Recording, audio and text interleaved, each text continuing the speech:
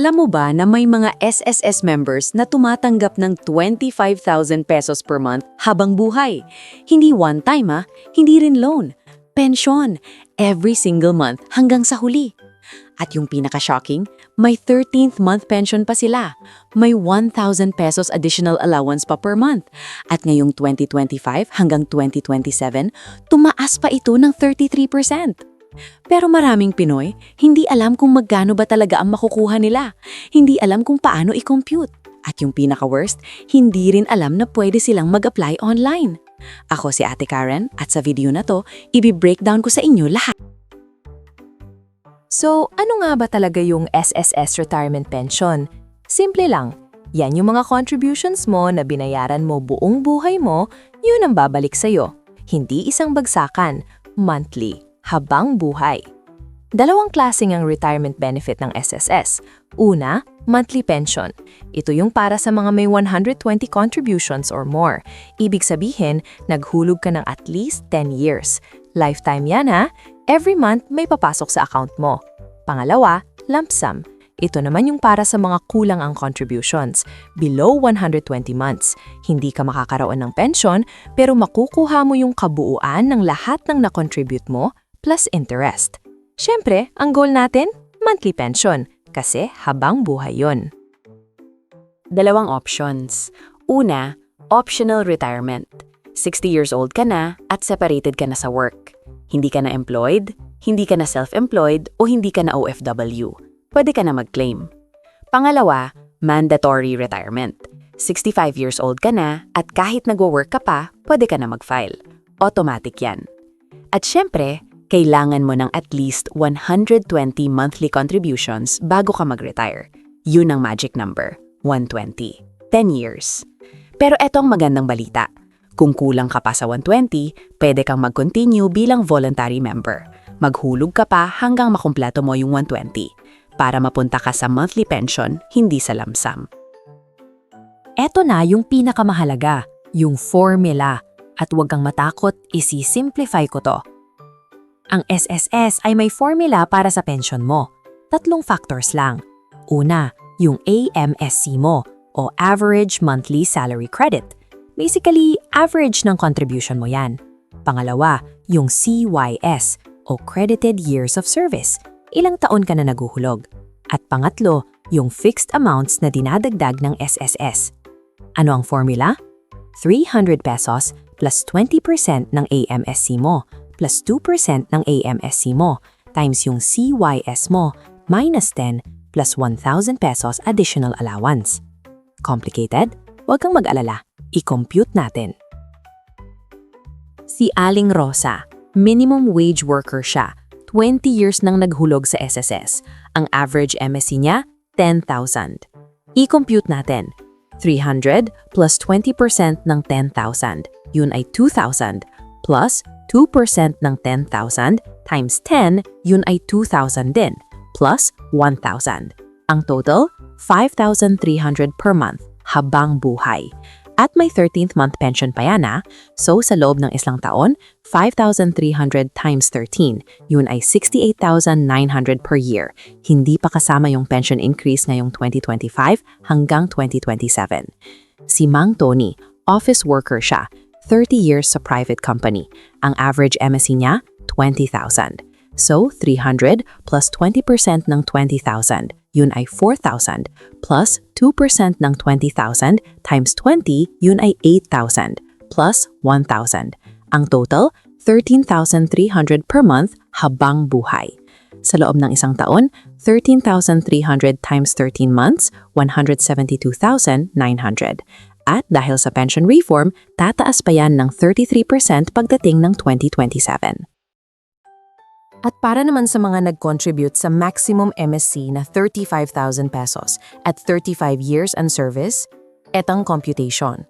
300 pesos plus 20% ng 35,000 pesos. Yun ay 7,000 pesos. Plus 2% ng 35,000 pesos times 25. Yun ay 17,500 pesos. Plus 1,000 pesos.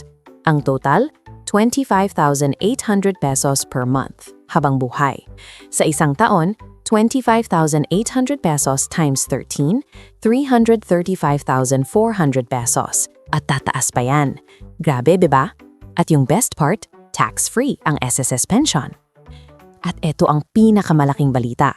First time sa 68-year history ng SSS, may pension reform. 3-year increase. September 2025, 10% increase sa lahat ng retirement at disability pensioners. September 2026, may dagdag na 10%. September 2027, may dagdag na 10% ulit.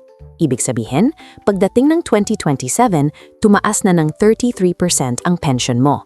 Automatic yan, hindi na kailangan na mag-apply. Kung pensioner ka na bago mag-August 31 ng taon na yon, automatic na kasama ka. At para sa survivor pensioners, 5% per year, 16% total increase by 2027. Ito pa ang hindi alam ng marami. May option ka na i-advance ang first 18 months ng pension mo. Isang bagsakan, lump sum. Halimbawa, 13,300 pesos ang pension mo. 13,300 pesos times 18 months, 239,400 pesos agad ang pwede mong makuha sa umpisa. Tapos, magre-resume ang monthly pension sa ika-19th month. Pero take note, may discount yon. Ibig sabihin, hindi full 239,400 pesos ang matatanggap mo kasi may interest deduction ang SSS. At kung may outstanding loan ka sa SSS, ide-deductin nila yon sa pension mo. So linisin mo muna yung mga loans mo bago ka mag-retire. Bonus pa to, kung may minor children ka, may dependence allowance ka pa. 10% ng pension mo or 250 pesos whichever is higher. Per child, maximum 5 children. So kung 13,300 pesos ang pension mo at may dalawang anak ka na minor, dagdag 1,330 pesos times 2. Yan ay 2,660 pesos per month on top ng pension mo hanggang mag 21 years old na sila or mag-asawa. Paano ba mag-file? Simple lang. File online sa my.sss. I-click mo yung benefits tapos retirement claim. Sundan mo lang yung instructions. Pero bago ka mag-file, dalawang bagay muna. Una, i-check mo yung contribution record mo. Kompleto ba ang 120 months? Tama ba ang mga posted contributions? Kasi maraming cases na may kulang na posting. Pangalawa, mag-enroll ka ng disbursement account. Pwedeng bank account or GCash. Sa DAEM module sa my.sss mo rin yan. Dapat magka-match yung pangalan mo sa SSS at sa bank account mo. File 60 days before your desired retirement date, pero hindi earlier than 1 year. Ano naman yung mga common mistakes? Eto, pakinggan mo. 3 common mistake. Una, hindi nag-check ng contribution record bago nag-retire. Tapos pag nag-file na, doon pa lang nalaman na may kulang na posting. Delayed ang pension. Pangalawa, may outstanding loans pa. Ang SSS salary loan mo, calamity loan, lahat yan, ide-deduct yan sa pension mo. Kaya bayaran mo na habang employed ka pa. Huwag mong dalhin sa retirement. At pangatlo, bumalik sa trabaho after optional retirement at age 60. Kapag nag-work ka ulit, suspended ang pension mo. Magre-resume lang pag tumigil ka ulit or pag tumama ka ng 65. So pag-isipan mo ng mabuti. Ang SSS retirement pension, hindi lang pangkain ng isang buwan.